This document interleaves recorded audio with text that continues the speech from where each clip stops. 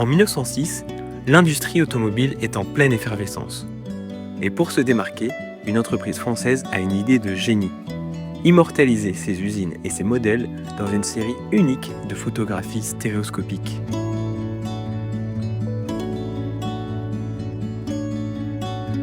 L'histoire commence en 1883, lorsque le comte Albert de Dion s'associe avec deux ingénieurs talentueux, Georges Bouton et Charles Trépardou. Leur ambition ? Rien de moins que révolutionner la mobilité avec des véhicules innovants. Et leur premier succès arrive en 1884 avec une petite voiture à vapeur. En octobre de la même année, ils installent leur usine à Puteaux, près de Paris, et ce site ne cessera de grandir.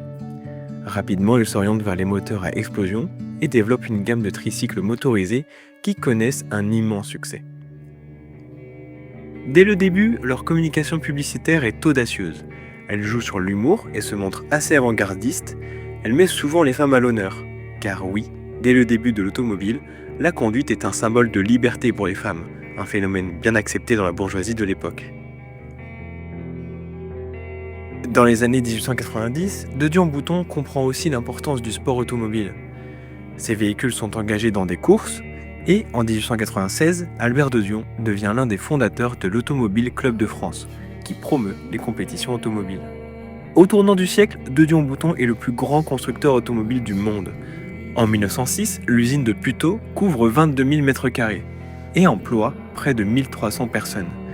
Ces ateliers sont à la pointe de la technologie et produisent une gamme variée de véhicules et de moteurs qui équipent non seulement leurs propres modèles, mais aussi d'autres marques. C'est dans ce contexte que, vers 1906, De Dion-Bouton décide de documenter ses installations d'une manière inédite, en stéréoscopie. Cette série de 49 vues sur verre est bien plus qu'une simple collection de photographies. C'est un véritable reportage visuel capturant chaque branche de l'usine, des fonderies au laboratoire de chimie, en passant par l'assemblage des moteurs et même les tests sur route. On y découvre aussi les modèles iconiques du catalogue de 1906, y compris les fameuses voiturettes 8 chevaux en configuration de course. L'objectif est clair, impressionner partenaires et clients en mettant en valeur l'innovation et le savoir-faire français. Ces clichés témoignent aussi d'un univers industriel en pleine effervescence où modernité et précision règnent en maître.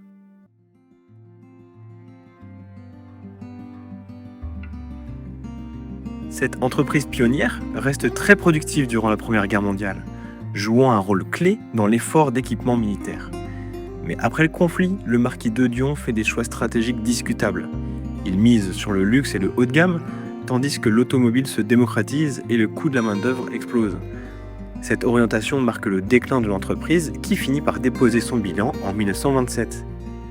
Aujourd'hui, ces vues stéréoscopiques nous offrent un témoignage fascinant d'une époque où l'automobile devenait reine, une immersion en 3D dans les coulisses d'une industrie à son apogée, portée par l'innovation et une vision résolument moderne.